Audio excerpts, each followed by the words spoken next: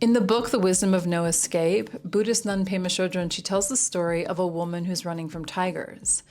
The woman runs and runs as the tigers grow closer behind her until she reaches the edge of a cliff where she sees some vines growing down. She grabs hold of a vine and she climbs down, but to her disappointment, she sees that there are also tigers on the ground below her. And at the same time, a mouse begins gnawing on the vine that she's holding on to. I'd call this an impossible situation, wouldn't you agree? So above her, there's no escape.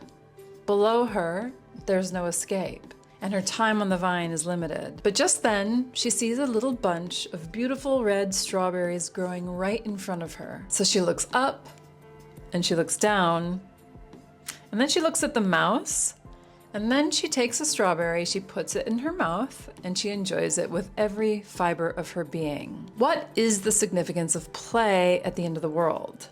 Is play selfish? Is it self-indulgent? Is it foolish? And does it bypass the seriousness of the issues that we face in our world?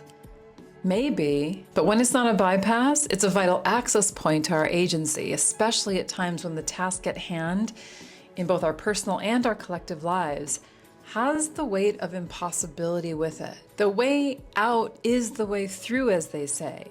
And we need in these times to cultivate the ability to see through other lenses.